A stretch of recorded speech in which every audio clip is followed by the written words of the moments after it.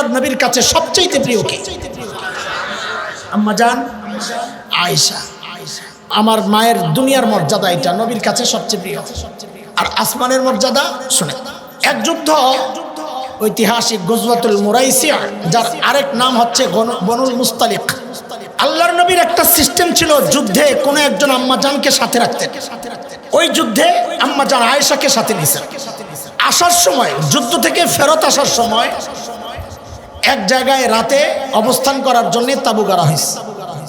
সুবহে সাদিকের আগে আল্লাহর নবী একজন ঘোষককে উঠায় দিলেন, যাও ঘোষণা দাও, সবাইকে বলো জরুরত সেরে প্রস্তুতি নিতে আমরা নামাজ পড়ে রওনা দিব। আম্মাজান বর্ণনা করছেন হাদিস, আম্মাজান বলেন আমিও গেলাম জরুরত সারার জন্য, একটু দূরে গেলাম। জরুরত সেরে আমি যখন আসলাম, আমার বুকে হাত দিয়ে দেখি আমার যে হাড়টা ছিল ওই হাড়টা নাই, হাড়টা পড়ে গেছে। আম্মাজান ওই হাড়টা তালাশ করার জন্য আবার ওই জায়গায় গেলেন যেখানে জরুরত ছাড়তে গেছে। তখন তো আর টর্চ লাইট নাই, মোবাইলের ফ্ল্যাশ নাই, খুঁজছেন আন্দাজি খুঁজে তো আর পাওয়া যায় না। লম্বা সময় আম্মাজান হাড় তালাশ করতে করতে করতে করতে লম্বা সময় চলে যায়। আম্মাজান যখন ফেরত আসছেন, এসে দেখেন রাসূল সাল্লাল্লাহু আলাইহি ওয়াসাল্লাম কাফেলা নিয়ে রওনা করে চলে গেছেন বহু দূর। ঘটনার মাঝখানে আরেক ঘটনা ঢুকাইয়া দিয়ে একটা প্রশ্ন করি আপনাদেরকে, এই মনোযোগ আছে? এটা মনোযোগের ঝামেলার প্রশ্ন, ওই যে কিলাকিলি লাগতে পারে, এই জন্য এগুলি রাখছি। আচ্ছা বলেন তো, এই যে রসুল চলে গেলেন, আম্মাজান যে হাউদাজ মানে ওই যে পালকির ভেতরে যে আম্মাজান নাই, এটা রসুল জানতেন না জানতেন না? জবাব দেন আপনারা, সবাই একমত হইবেন, নাইলেন কথা কমো না। আমার মত হইলো জানতেন না, আপনাদের মত কি? কে কে এটা বিশ্বাস করেন জানতেন না? অনেকে বুঝে নাই, এই জন্য হাত উঠাইতেছে না। আচ্ছা হাত নামান। যদি বলেন না জানতেন, যদি দুই একজন থাকে না না জানতেন, তাহলে আপনি কি বুঝতেছেন নবীর উপর কি ভয়ঙ্কর একটা অভিযোগ যাচ্ছে? কি সেটা? আমার মতো দায়িত্বহীন স্বামী আমরা যারা, আরে আমরাও তো নিজের স্ত্রীকে এমন নির্জন একটা জায়গায় একা একা রেখে যাব না, যাবেন গে? তা আপনি কি আমার নবীরে আমার চেয়ে বেশি দায়িত্বহীন ভাবতেছি? নাউজুবিল্লাহ পড়ে। আরে আমার নবী দায়িত্বহীন স্বামী কেন হবে? বরং আমার নবীর যেই পরিচয় আছে ওই জায়গায় আমার নবীর চেয়ে শ্রেষ্ঠ কেউ ছিল না। যদি নানা ক্যাটাগরি বের করেন, আমার নবীর চেয়ে শ্রেষ্ঠ নানা দুনিয়ায় কেউ ছিল না। যদি বাবা বের করেন, আমার নবীর চেয়ে শ্রেষ্ঠ বাবা দুনিয়ায় কেউ ছিল না। যদি শ্বশুর বের করেন, আমার নবীর চেয়ে শ্রেষ্ঠ শ্বশুর কেউ ছিল না। যদি ইমাম বের করেন, আমার নবীর চেয়ে শ্রেষ্ঠ ইমাম কেউ ছিল না। যদি সেনাপতি বের করেন, আমার নবীর চেয়ে শ্রেষ্ঠ সেনাপতি কেউ ছিল না। যদি রাষ্ট্রনায়ক বের করেন, আমার নবীর চেয়ে শ্রেষ্ঠ রাষ্ট্রনায়ক কেউ ছিল না। কাজে বোঝা গেল আমার নবীর চেয়ে শ্রেষ্ঠ দায়িত্বশীল স্বামী আর কেউ হতে পারে না। আমাদের মতো দায়িত্বহীন স্বামীরাই তো বউরে রেখা যাব না। তো নবী জেনে শুনে স্ত্রীকে এইভাবে রেখে গেছেন, এই কথা কি হয়? বলেন হয়? আবার জিজ্ঞেস করি হয়? তার মানে নবী জোরে কোন, এবার কোন জোরে চিল্লায় নবী। তো এটা নিয়ে এত গন্ডগোল কেন যে নবী গায়েব জানতেন? নবী এই তো হাজী সাহেব মুখ বালা না, তো এত গন্ডগোল কেন আপনাকে? এগুলা বুঝেন না? নবী যদি গায়েব জানতেন তো এটাও তো জানতেন আম্মাজান পালকির ভেতরে নাই। কি বুঝা গেল? নবী কি জানতেন না? গায়েব শুধু জানেন কে? আর একটু জোরে বলেন না।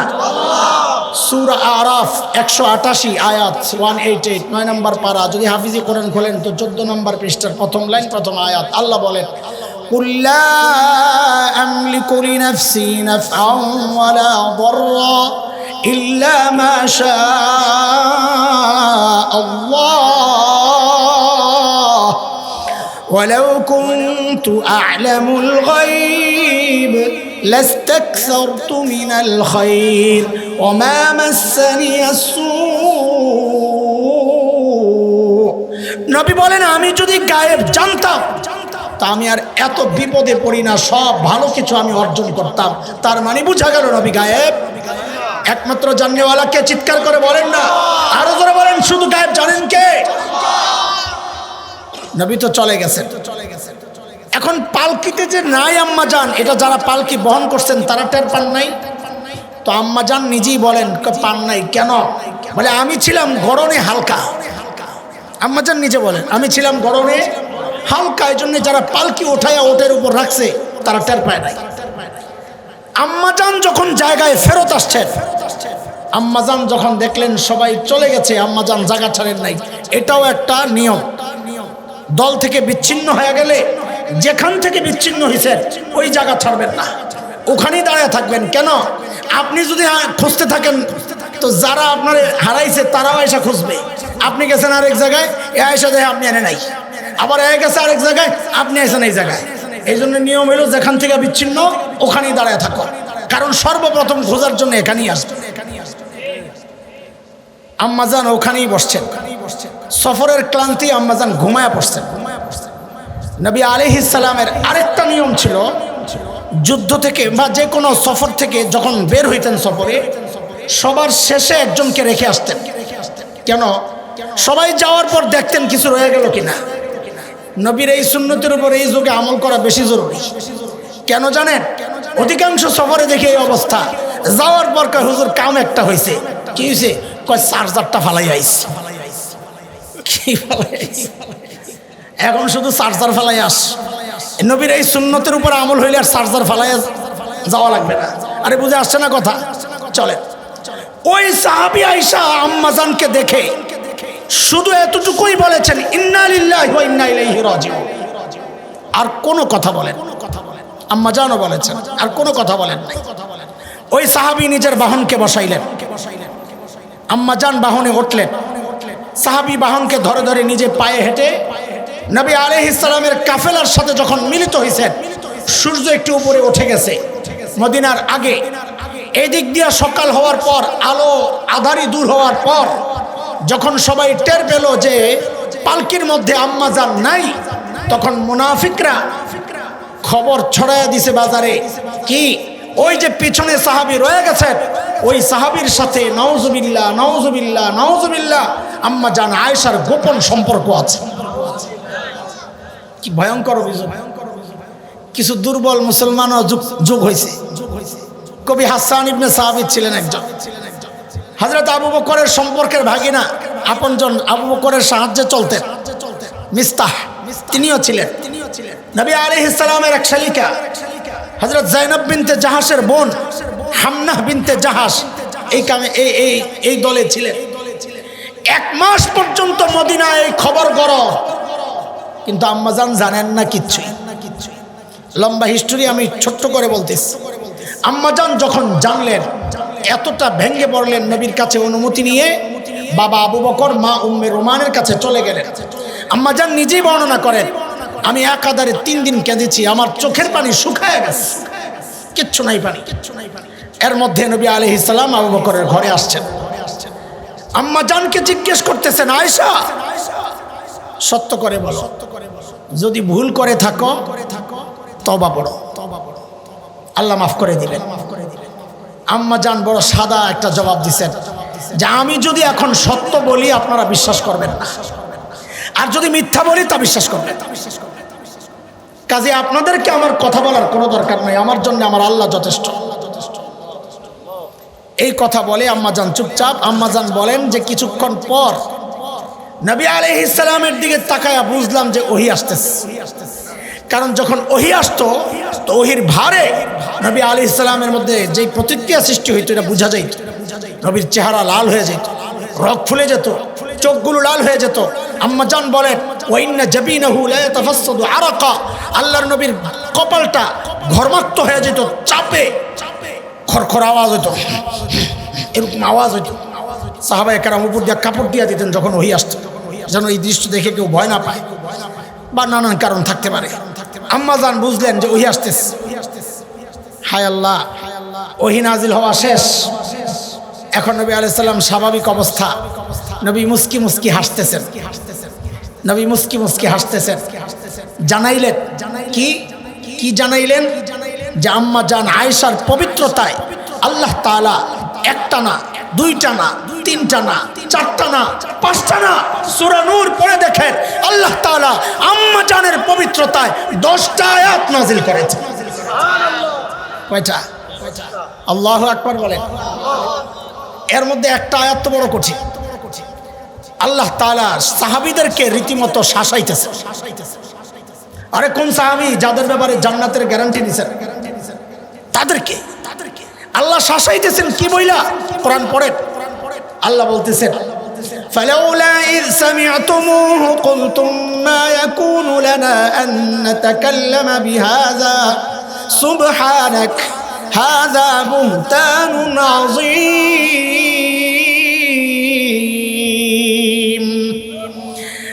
আল্লাহ বলতেছেন এই তোমরা যখন এই কথাগুলো শুনলা তখন কেন বললা না এই বিষয়ে আমাদের কথা বলা উচিত না? আল্লাহ পবিত্র, আল্লাহর নবী পবিত্র, নবীর স্ত্রী পবিত্র, এই যা বলা হচ্ছে অভিযোগ এগুলা মারাত্মক অপবাদ। এই কথাগুলা তোমরা কেন বললা না, কেন চুপ ছিলা?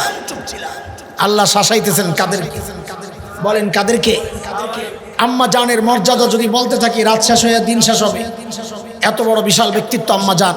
আমি 2টা শুধু বুঝাইলাম, একটা কথা বলার জন্য একটা পরিবেশ দাঁড় করাই দিয়েছি। এত বড় মানুষ যিনি দুনিয়ায় আল্লাহর নবীর সবচেয়ে প্রিয়, বলেন দুনিয়ার মর্যাদা কি? আল্লাহর নবীর, বলেন না আল্লাহর নবীর। আর আসমানের উপরের মর্যাদা যার পবিত্রতা নিয়ে আল্লাহ কয়টা আয়াত নাজিল করেছে? এত বড় মানুষ আম্মা জান, সেই মানুষটা নামাজে দাঁড়াইছেন, রাতের নামাজ। ও মুসলমান একটু খেয়াল করেন, আমার মায়েরা একটু খেয়াল করেন। নামাজ তো আপনারাও পড়েন, আমরাও পড়ি। আম্মা জান নামাজে দাঁড়াইছেন, একটা আয়াত আসছে তেলাওয়াত করতে করতে। কি আয়াত? ওয়াবাদা লাহুম মিনাল্লাহি মা লাম ইয়াকুনু ইয়াহতাসিবুন। আয়াত তেলাওয়াত করতেছেন আর কান্না করতেছেন। কখনো আয়াত অর্ধেক পড়ে আবার শুরু করেন, আবার শেষ করেন, আর ঢুকরে কেঁদে ওঠেন, আবার পেছন থেকে পড়েন, আবার ঢুকরে কেঁদে ওঠেন। রিওয়ায়াত আসছে এমন করতে করতে আম্মা জান আর আগে বাড়তে পারতেছেন না কান্নার জন্যে। তাহাজ্জুদের ওয়াক্ত শেষ হয় অবস্থা। এই সারা রাত এই এক আয়াতের উপর আম্মা জান দাঁড়ায় দাঁড়ায় কান্না করছে। কি আছে আয়াতে? কি দেখে আম্মা জান এইভাবে কান্না করতেছে? আমাদের জন্য এটা খুব সাদামাটা একটা আয়াত। আল্লাহ বলেন যে হাসরের মাঠে বান্দার এমন পরিচয় আল্লাহর কাছ থেকে প্রকাশ পাবে যার কল্পনাও সে দুনিয়ায় করে নাই। এই চিন্তায় আম্মাজান কাঁদতেছেন। কেন? যাহারে দুনিয়ায় তো আমার পরিচয় আমি নবীর স্ত্রী, দুনিয়ায় তো আমার পরিচয় আমি আবু বকরের কন্যা। হায় আমার আমল যদি কবুল না হয়, না জানি হাসরের মাঠে উঠে দেখি আল্লাহ আমাকে অপরাধীদের কাতারে দাঁড় করাইয়া দিছেন, তখন আমার কি হবে? কোথায় আম্মাজান, কোথায় হাসান জান, কোথায় আমরা, কোথায় আম্মাজান যিনি জান্নাতের গ্যারান্টি পাওয়া? হ্যাঁ, অথচ আমরা 2 রাকাত নামাজ পড়ে জান্নাতের অপেক্ষায় বসে আছি। আল্লাহ না করুন এত আমল নিয়ে যাওয়ার সময় যদি ডাক পড়ে যায়। কি ডাক? ওহো, ওই ডাক মাঝে মধ্যে চিন্তা করলে আমার মতো পাপীর কলিজায় তো নইরা ওঠে। যদি ডাক পড়ে যায় কি ওয়াকিফুহুম ইন্নাহুম মাসউলুন, আরে আটকা, আরে আটকা, থামা, একে জিজ্ঞেস করা লাগবে কি করছে। আটকায় যদি আমল নামা খোলে তাইলে তো গন্ধ বের হওয়া শুরু হয়। তো আমাদের এত আমল এত কিছু যদি আল্লাহ কবুল না করেন এই জাল টাকার মতো কোনো দাম নাই।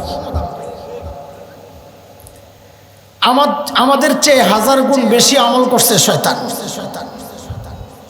তাও কোন জায়গায়? কুরপাই বয়ানা আসমানের উপরে। আমাদের চারপাশে ফাসিক ফুজ্জাররা, সুর ডাকাত, দুর্নীতিবাজ। আর শয়তান যখন আমল করছে চারপাশে ছিল নেককার ফেরেশতারা। এত আমল করার পরেও কত আমল জানেননি শয়তানের। আমাদের যারা উলামায়ে কেরাম আছেন তারা তাফসীরের একটা কিতাব পড়েছেন, জালালাইন শরীফ, তাফসীর জালালাইন। শুরুর দিকে যে আয়াত আসছে শেষের অংশ কানা মিনাল কাফিরিন, শয়তান সম্পর্কে বলা, ওইটার পাশে ব্যাখ্যায় হাসিয়ায় হযরত কাব বিনুল আহবার রাদিয়াল্লাহু আনহুর একটা বর্ণনা আছে, ইসরায়েলি বর্ণনা, আমাদের বিশ্বাসেরও দরকার নাই, মিথ্যা বলারও দরকার নাই। শুনেন, সেই রিওয়ায়াতে আসছে ইবলিস আসমানের উপর যে ইবাদত করছে কত টাইম, 1,84,000 বছর। ইবলিসের ইবাদতের কত টাইম, কত? আমাদের সবার আমল একসাথে করলে হবে? ইবলিস এত আমল করছে যে তার আল্লাহর এক হুকুম অমান্য করার কারণে আল্লাহর একটা প্রজ্ঞাপন জারি করেছেন। কি বলেছেন আল্লাহ? কল ফাখরুজ মিনহা ফাইন্নাকা রাজিম, তুই বের হয়ে যা, তোর এই আমলের কোনো দাম নাই, কারণ তুই অভিশপ্ত। আল্লাহ যদি কবুল না করেন আমাদের এই কোনো আমলের কোনো মূল্য নাই। এই জন্যে বড়রা আম্বিয়া আলাইহিমুস সালাম আমল করার পর আল্লাহর কাছে দোয়া করতেন, আল্লাহ আমল কবুল করেন। আজকে শেষ মুহূর্তে আমরা অল্প কিছু কথা আপনাদের কাছে পেশ করতে চাই, আমার নিজের হেদায়েতকে সামনে রেখে। হ্যাঁ, আমি এমনভাবে বলার চেষ্টা করব যেন আমার মতো কেউ থাকলে তার উপকারে আসে। দুইটা পয়েন্টে একটু কথা বলতে চাই, মাত্র দুইটা পয়েন্ট। একটা অল্প সময় লাগবে, আরেকটা একটু বেশি সময় লাগবে, সব মিলাইয়া বেশি না, ডরায়েন না। পয়েন্ট কয়টা? মুখস্থ করা লাগবে আমার সাথে আজকে পড়া। ওয়াজ বাদ, একটা ক্লাস হবে এখন। আমি তো ক্লাস করাই, বলি ভাই একটা পড়া মুখস্থ করেন, এত কিছু শোনেন মনে থাকে না, তো লাভ হইল কি? লাভ একটা হয়েছে যতক্ষণ বসা ছিলেন গুণামুক্ত ছিলেন, এটাও কম লাভ না। হ্যাঁ, যারা বাদাম খাইতেছে তারা বসে বসে বাদামও খাইতে পারলো। খাওয়া লাগবে না, খা। আমি একটা দোয়া করি, মুসাফির মানুষ, আপনারা খালি লগে দিয়ে আমিন কইেন, ঠিক আছে? ও আল্লাহ, এই মাহফিলে বৈশা বৈশা যারা বাদাম খাইবো আল্লাহ তাকে পেটটি নষ্ট করে দাও। আসে আমিন না কইব, এবার খাওয়ালা করে। আরে এত কথা কইস না, সাহস থাকলে খা। অনেক মানা করে দেখছি, শুনে না। পরে এই পদ্ধতি বাইর করার পর দেখছি আর একটা বাদাম চাপায় না। বদ্ধ একটা ডর তো আছে। তারপরে আমিন কইছি কি, ডাইনে বামে সব ওলামা একরা, সামনে মুরব্বীরা, এই আমিন যাবে কই? আল্লাহ খাওয়ালা করে। এমনি কইছি তোর মনে চাইলে খা, দেখাইস না, চুপচাপ খা, থাকলে পরে আমার দিয়া দিস কিছু। লা হাওলা ওয়ালা কুওয়াতা ইল্লা বিল্লাহ। কয় পয়েন্ট আজকে মাল? কাছে বইছো তুমি, ঠিক মতো জবাব দিও। এক নাম্বার হচ্ছে আমাদের আমল কবুল হচ্ছে কিনা বুঝবো কেমনে? করতেছি যে। দুই নাম্বার হচ্ছে আমল কবুল করাবো কেমনে? এই বাস, এই দুইটা পয়েন্ট। একটু মনোযোগ দিয়ে শোনেন, কান ভাল লাগবে না। আমার গলা ভাঙ্গা মানুষ, আর দুর্বল সব দিক দিয়ে, গলাও নাই তলাও নাই।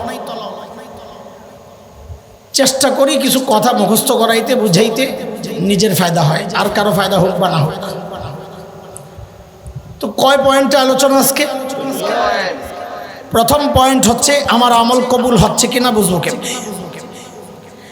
এর জন্যে আমাদের বড়রা কোরআন আল কারীমের একটা আয়াতকে মানদণ্ড বানাইছে, যে আয়াতকে সামনে রাখো, এই আয়াতের মধ্যে দেখো নিজেকে দেখা যাবে। আমার আমল কবুল হচ্ছে কি হচ্ছে না এই আয়াতটা উপলব্ধি করলেই বুঝবে।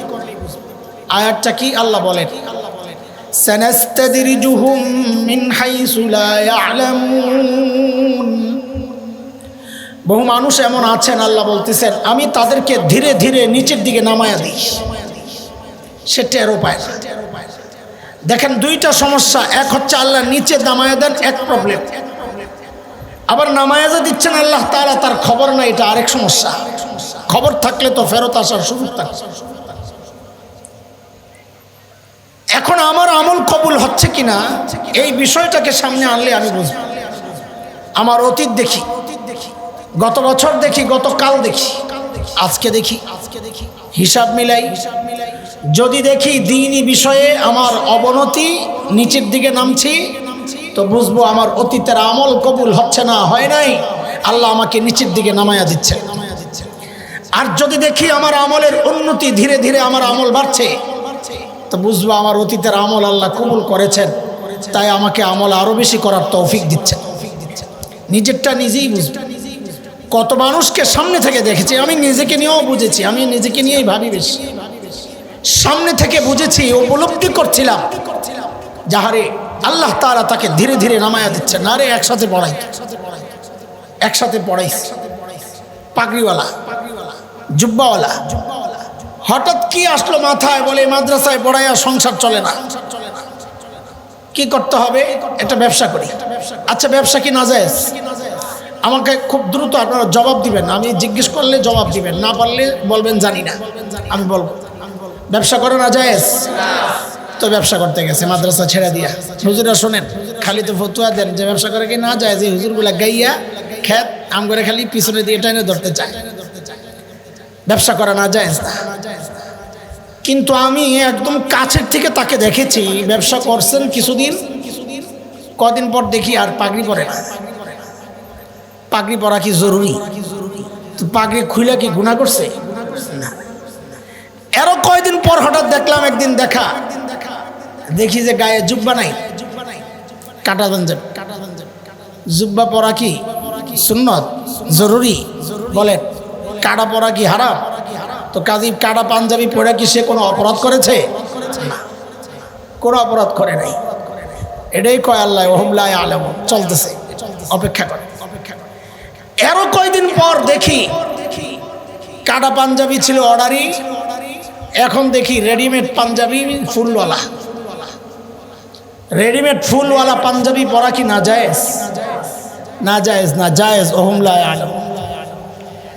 আরো কয়দিন পর দেখলাম কি টুপি নাই মাথায়, চুল একটু এলোমেলো, বাউল বাউল ভাব। এই বড় চুল রাখা কি নাজায়েজ? বলবেন কথা কও। আরো কয়দিন পর দেখলাম আগে পড়তো ঢিলে ঢালা সালোয়ার, এখন দেখি পরে ট্রাউজার। ট্রাউজার পরা কি নাজায়েজ? সানাস্তাদরিজুহুম। আরো কয়দিন পর যা দেখছি তখন চমকায় উঠছি, তখন যায় পিছনের সব বুঝে আসছে। দেখি ছিল দাড়ি লম্বা লম্বা, কাইটা দাড়িগুলারে বানাইছে এই কাটিং ছোট ছোট। এইবার বলেন দাড়ি কাটা জায়েজ না না জায়েজ? এতদিন সে টের পায় নাই যে আমি নিচে নেমে যাচ্ছি, সব জায়েজ তো, এটা তো জায়েজ, এটা তো জায়েজ, এটা তো জায়েজ। আল্লাহ বলেন ওহুম লা ইয়ালামুন, আমি যে তাকে নিচের দিকে নামায়া দিচ্ছি তার খবরও তো নাই। কেন এটা? এমনটা কেন হলো? কারণ যখন মাদ্রাসায় পড়াইছে তখন এটাকে নিয়ামত মনে করে নাই, নিজের জন্য গর্বের মনে করে নাই, সম্মানের মনে করে নাই। আল্লাহ নারাজ হয়েছেন, নারাজ হইয়া আল্লাহ তাআলা তার এই আমলকে কবুল করেন নাই, সেজন্য আল্লাহ তাকে ধীরে ধীরে নিচের দিকে নামায়া দিয়েছেন। নাউযুবিল্লাহি মিন যালিক। সতর্ক হন। এই বিষয়ে আমি আর কথা আগাতে চাচ্ছি না, যেহেতু সামনে একটু লম্বা কথা বলা লাগবে। যদি আপনাদের ধৈর্য থাকে, আর আমার আগে আপনারা গেলে আরো ভালো, আমার সুবিধা হবে, তাড়াতাড়ি ছাড়তে খুব কাহিল লাগতেছে। আমাদের 2 নম্বর পয়েন্ট যেটা ছিল, এটা হচ্ছে আজকের মূল পয়েন্ট। আমার আমল আল্লাহর কাছে কবুল করাবো কেমনে? করাতে চাই কিনা? আমি তো চাই, আপনারা চান কিনা দেখি। আল্লাহু আকবার। আল্লাহ তুমি কবুল করো। আল্লাহ, আমাদের বড়রা আমাদেরকে কিছু আমল শিখাইছে, এইভাবে চলো তো তোমার আমল আল্লাহ কবুল করবে। এমন কয়েকটা বড়দের শেখানো তরিকা আপনাদের সামনে পেশ করতে চাই, যেন আমরা নিজেদের আমলগুলোকে আল্লাহর কাছে গ্রহণযোগ্য বানাতে পারি। এর 1 নম্বরটা বোঝার আগে একটা গল্প শোনেন। আমি গল্প বলবো, হয় কোরআন থেকে নয় হাদিস থেকে, ফালতু কথা গল্প বলবো না ইনশাআল্লাহ। হযরত ইব্রাহিম আলাইহিস সালামকে চেনেন? মর্যাদা জানেন? খলিল ইব্রাহিমের মর্যাদা আমি বয়ান করতে পারবো না, তবে আমি 2টা সূত্র একটু আপনাদেরকে শোনাই, এর থেকে কিছুটা আন্দাজ করে নেন খলিলের মর্যাদা কত। আল্লাহ বলেন খলিল সম্পর্কে, ওয়াত্তাখাযাল্লাহু ইব্রাহিমা খলিলা। খলিলকে আল্লাহ তার একান্ত বন্ধু হওয়ার স্বীকৃতি দিয়ে দিয়েছেন। এটা হলো আল্লাহর স্বীকৃতি। আর আমাদের নবী কি করেছেন সাল্লাল্লাহু আলাইহি সাল্লাম? কিয়ামত পর্যন্ত উম্মতে মুসলিমা নামাজ পড়বে, শেষ রাকাতে কি পড়ে? শেষ রাকাতে শেষে কি পড়ে? আত্তাহিয়াতুর পরে কি পড়ে বলেন? কোন দরুদ? দুরুদ ইব্রাহিম পড়ে। নবী আলাইহিস সালাম ওই দুরুদের মধ্যে নিজের এবং নিজের পরিবারকে যেমন ঢুকাইছেন, সাথে খলিল এবং খলিলের পরিবারকেও ঢুকাইয়া দিয়েছেন। খলিলের মর্যাদা এত দামি একজন মানুষ, কাজও একটা করছেন দামি। দেখেন, অনেক সময় ব্যক্তির কারণে কাজ দামি হয়ে যায়, অনেক সময় কাজের কারণে ব্যক্তির দাম বেড়ে যায়। এখানে ব্যক্তিও দামি, কাজও দামি। কাজ কি? কাবা শরীফ নির্মাণ করছে। কাবা নির্মাণ এটা কত দামি কাজ! আরে কাবার দাম কত জানেন? কাবার মর্যাদা জানেন? আর জানলে বলেন, না জানলে বলেন না। জানেন? জানলে বলেন জানেন। আমিও জানি না, তবে একটা অনুমান আপনাদেরকে দেই। কাবার চারপাশে যেই মসজিদটা, ওই মসজিদকে বলে মসজিদুল হারাম। কাবার কারণে ওই মসজিদের দাম কই গেছে? নবী আলাইহিস সালাম বলেন, বাইতুল মুকাদ্দাস এবং মসজিদে নববী ছাড়া জগতের যত মসজিদ আছে, ওই সমস্ত মসজিদে নামাজ পড়লে যেই সওয়াব হয়, এক মসজিদুল হারামে নামাজ পড়লে 1,00,000 গুণ বেশি সওয়াব হয়। কাবার কারণে মসজিদুল হারামের দাম যদি এই হয়, তো কাবার দাম কত হইতে পারে? আল্লাহু আকবার। কাবা বানাইছেন দামি কাজ, ব্যক্তিও দামি। তিনি কে বলেন? একা না, সাথে কে? ইসমাইল। এত দামি কাজ, এত দামি ব্যক্তি করার পরেও তিনি কি করেছেন? আল্লাহ বলতেছেন, وَإِذْ يَرْفَعُ إِبْرَاهِيمُ الْقَوَاعِدَ مِنَ الْبَيْتِ وَإِسْمَاعِيلُ رَبَّنَا تَقَبَّلْ مِنَّا إِنَّكَ أَنْتَ السَّمِيعُ الْعَلِيمُ।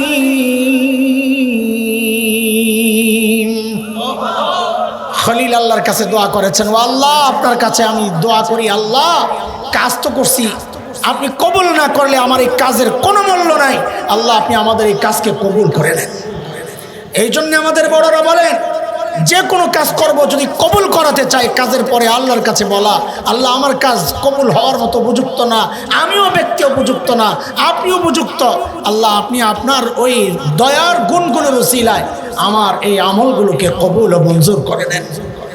আরে আমিন পরে কর, আগে বুঝছেননি কর। কি বুঝছেন? আমল কবুল করানোর জন্য 1 নম্বর কাজ কি বলেন? সবাই বলেন। আরে ভাই বলেন, মুখস্থ করেন, পড়া মুখস্থ করেন। বলেন 1 নম্বর কাজ কি? দোয়া করা। 2 নম্বর কাজ শোনার আগে একটা গল্প শোনেন। হযরত আদম আলাইহিস সালাতু ওয়াস সালামের প্রথম দিকের 2 ছেলে, নাম কি বলেন? হাবিল কাবিল। এক ভাই আরেক ভাইকে হত্যা করছে। কে কে করছে বলেন? কাবিল হাবিলকে হত্যা করছে। মাশাআল্লাহ, আপনারা তো অনেক কিছু জানেন, আমার কাম তো অর্ধেক আগে রাখছেন আপনারা। কেন হত্যা করছে? এক বোনকে বিয়ে করা কেন্দ্র করে 2 ভাইয়ের লড়াই। আকলিমা সুন্দরী, নিয়ম অনুযায়ী বিয়ে করার কথা হাবিলের, কিন্তু কাবিল কয় আমি নিয়ম মানি না। তো কি করবা? কয়েকটা লটারি দাও। লটারি মানে কোরবানি। কোরবানি, যার কোরবানি কবুল হবে সে বিয়ে করবে। তো ঠিক আছে দাও। তো কোরবানি দিছে। কাবিল নিয়ে আসছে কিছু পচা সবজি, তাফসিরে কিতাবে এমনটাই পাওয়া যায়। হাবিল নিয়ে আসছে দুম্বার মতো একটা জাতীয় একটা জন্তু। আল্লাহ হাবিলের কোরবানি কবুল করেছেন। এখন দুনিয়ার সমস্ত, এই কথাটা মনোযোগ দিয়ে শোনেন, দুনিয়ার সমস্ত জালিম একটা পয়েন্টে এক। কি সেটা? সেটা হচ্ছে সে যখন নিয়ম মতো জিততে না পারে, তখন পেশি শক্তি দেখাইয়া জিততে চায়, তখন দিনের ডারে রাতে লইয়া যায়। আরে বুঝেন নাই কথা? বুঝেন নাই? তখন পাবলিকের পিডাইয়া ভোট কেন্দ্র থেকে বাইর করে দেয়। ও যদি জানতো আমি নিয়ম মতো জিতবো, এই কাম করতো? বলেন করতো? কাবিলও ঠিক এই কাজটাই করছে। যেই দেখছে নিয়ম অনুযায়ী আকলিমারে বিয়ে করা সম্ভব না, তো কাবিল পেশি শক্তি দেখাইছে। কি বলে? লাকতুলান নাক, তোর মেরে ফেল। এই প্রসঙ্গটা আল্লাহ কোরআন আল কারীমের সূরা মায়েদার মধ্যে এভাবে এনেছেন। আল্লাহ বলেন, ওয়াতলু আলাইহিম নাবা আবনাই আদম বিল হক إذ قربا قربانا فتقبل من أحدهما ولم يتقبل من الآخر قال لأقتلنك قال إنما يتقبل الله من المتقين।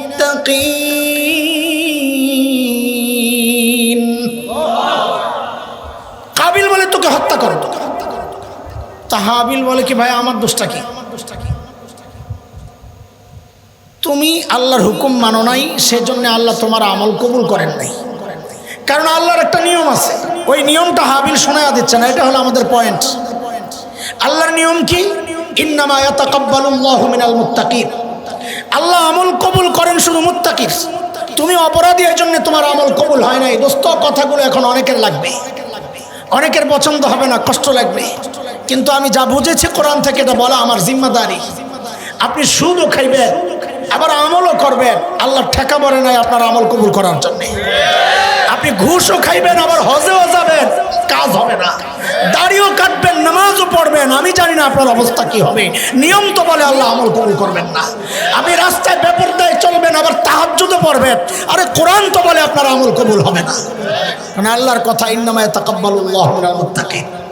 এই সমাজের অধিকাংশ মানুষ গুনাহও করে, ইবাদতও করে।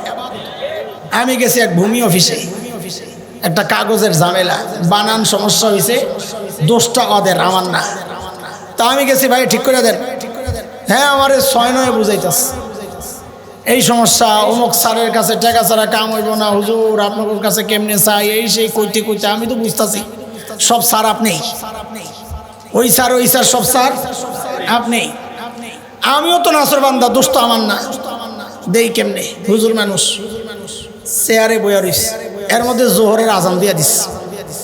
কিছুক্ষণ পর আল্লাহর বান্দা আমারে কয় কি জানেন, হুজুর কিছু দিলে দেন, আমি নামাজে যাবো। আমি কে হায় খোদা, এই হলো বাংলাদেশের চিত্র। কাজ হবে না, এই নামাজের কোনো দাম নাই। কেন দাম নাই? কারণ আল্লাহ বলেছেন ইন্নামা ইয়াতাকাব্বালুল্লাহু, এই কথা আমার না আল্লাহর। এই জন্য আমল যদি কবুল করাতে হয় গুনাহ ছাড়তে হবে। আরে গুনাহ ছাড়লে আমল শুধু কবুল হবে না, আরেকটা কথা শুনেন, গুনাহ ছাড়লে শুধু আমল কবুল হবে ব্যাপারটা এমন না, বরং সূরা তালাকের মধ্যে আরেকটা সুসংবাদ আসছে। সেটা কি? আল্লাহ বলেন ওয়ামাইয়াত্তাকিল্লাহ ইউযিম লাহু আজরা। যে গুনাহ ছেড়ে দেয় আল্লাহ বলেন আমি তার আমলের দাম বাড়াইয়া দিই। একটা সূক্ষ্ম কথা আপনাদেরকে শোনাই। সূক্ষ্ম কথার জন্য নিজেরও এনার্জি লাগে, পাবলিকের মনোযোগও লাগে, দুইটাই এখানে শর্ট। তাও বলি যদি কারো লাগলো আর কি। দেখেন, সাহাবায়ে কেরামের সাথে আমাদের আমলের অনেক তফাৎ। সারা দুনিয়ার মানুষের আমল একদিকে, সাহাবীদের আমল একদিকে। এটার অনেক কারণের একটা মৌলিক কারণ শোনায় আজকে আপনাদের। অনেক কারণ আছে, নবীর সোহবত একটা সবচেয়ে বড় কারণ, কিন্তু আরো একটা বড় কারণ কি জানেন? কারণ হচ্ছে আল্লাহর ওয়াদা, আমি মুত্তাকি যে তার আমলের দাম বাড়াইয়া দিই। সাহাবীর তাকওয়ার সাথে দুনিয়ার কারো তাকওয়ার তুলনা হয় না। এই জন্য সাহাবীর আমলের দামের সাথেও দুনিয়ার কারো আমলের দাম মিলবে না। সাহাবীর আমলের সাথে তাকওয়ার সাথে দুনিয়ার কারো তাকওয়ার কেন মিল নাই এটাও বুঝেন। আমি আপনি যে মুত্তাকি, আমাদের পাশের মানুষ মানে বউ মানে না। যত পিসাব আছে জিজ্ঞেস করে দেখেন, একটারও বউ তার কাছে মুরিদ হয় নাই। খবর লাগে দেন, দুই একজন থাকলে থাকতে পারে, কিন্তু আমার মতন যেটি একটারও বউ মুরিদ হয় না।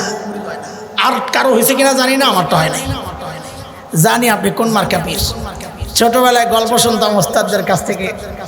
এক পিসাবের বউ ছিল এমন খুব রাগী, পিসাবরে খুব জ্বালায়। পিসাব একদিন বাড়িতে আসছে, বউ দিছে এক চিৎকার, আহারে আল্লাহ। পিসাব কয় কি ব্যাপার, এমন ভাবে আল্লাহ বললাম, আমি তো চলে যাবো, কি সমস্যা? আজকে এক দৃশ্য দেখে আমার কলিজাটা টুকরো টুকরো হয়ে গেছে। কি দেখছ? আজকে দেখলাম আমগো বাড়ির সামনে দিয়ে এক পিসাব উইরা যায়। আমার কপালে খোদায় কোন পীর মিলাইলো, এটা তো লেংরাই আড়ে। তো পিসাব বলে, আরে পোড়া কপাল, আগে মনে করছিলাম তোর দিল নষ্ট, এখন দিয়ে শক্তিও নষ্ট। তাহলে কেন? ভালো করে দেহস নাই, ওই যে উইরা গেছে পিসাব, এটা আমি আসিলাম। তো আমি এখন বউ কি বলে, ওরে খোদা, তাই তো কই, ডানা একটা ভাঙ্গা কেন? বউ কোনোদিন স্বীকার করবে না জামাই মুত্তাকি। স্বীকার করলে মুসিবত আছে, সব কথা হনন লাগবে তো। আল্লাহ আল্লাহ আল্লাহ আল্লাহ। খেয়াল করেন, আমরা তাকওয়া, আমাদের তাকওয়া আশেপাশের মানুষ স্বীকার করে না। আর আল্লাহর নবীর সাহাবীরা যে মুত্তাকি, এটা আল্লাহ নিজে সাক্ষী দিয়েছে। সূরা হুজুরাত 3 নম্বর আয়াত আল্লাহ বলেন, ইন্নাল্লাযীনা ইয়াগুদ্দুনা আসওয়াতাহুম ইনদা রাসূলিল্লাহ উলাইকা আল্লাযীনা ইমতাহানা আল্লাহু কুলুবাহুম লিত্তাকওয়া লাহুম মাগফিরাতুন ওয়া আজরুন আযীম।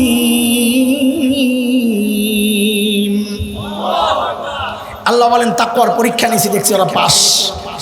কাজেই আমলকে যদি আল্লাহর কাছে কবুল করাইতে হয় দোস্ত, আমাদের দ্বিতীয় সবক কি করতে হবে? গুনাহ ছাড়তে হবে। সাবাস, কি করতে হবে? এক নম্বর কাম কি ছিল? দোয়া। দোয়া কি কি কি? দুই নম্বর কাজ মনে রাখেন কি কি?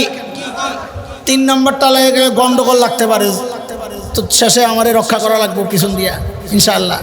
হ্যাঁ, আছে লাঠি সোডা? ঠিক আছে, আপনারা আছেন? স্টেন আছে না? ইনশাআল্লাহ ইনশাআল্লাহ। আরে বলবো না, ছেড়ে দেব। আপনারা মনে করছেন আপনাকে সাপোর্ট পাইলে আমি বলবো, আর মানা করলে ছেড়ে দিতাম? দেখলাম ভাবটা। আপনারা সবাই মিলে বিরোধিতা করলেও আমরা কোরআন থেকে যা বুঝেছি ওইটা বলবো আল্লাহকে রাজি করার জন্য, আপনার খুশির জন্য তো আমি কথা বলি না রে দোস্ত। খুব খেয়াল করে শোনেন, এটা এই সমাজের একটা বড় প্রবলেম। আমার আমল কবুল হচ্ছে না, কেন হচ্ছে না? আরে কেন হবে? হবে কেন? আপনাকে একটা উদাহরণ দেই, তারপরে বুঝবেন। একটা স্যুট বানাইতে দিয়েছেন বড় ব্র্যান্ডের এক টেইলারের কাছে, তো যত বড় ব্র্যান্ড ওরা মাপ নেওয়ার সময় তত জায়গার থেকে নেয়, এহেন থেকে নেয়, কোন দিক দিয়ে চিকুন কোন দিক দিয়ে মোড়া, আলাদা আলাদা মাপ নেয়। হাতার মাপ নিছে, লুজের মাপ নিছে, বগলের নিচের মাপ নিছে, বুকের মাপ নিছে, প্যাডের মাপ নিছে, মাঝখানের মাপ নিছে, গলার মাপ, সব মাপটা মিয়া কইছে ওই 28 তারিখ সেপ্টেম্বরের 28 তারিখ ডেলিভারি ডেট। এই জুয়ানরা ভালো করে হন, ডেলিভারি আনতে গেছে, যা দেখে মাশাআল্লাহ আতা একটা ঠিক আছে, আরেকটা অর্ধেক। তো কদ্দুর হইছে আতা, কদ্দুর হইছে?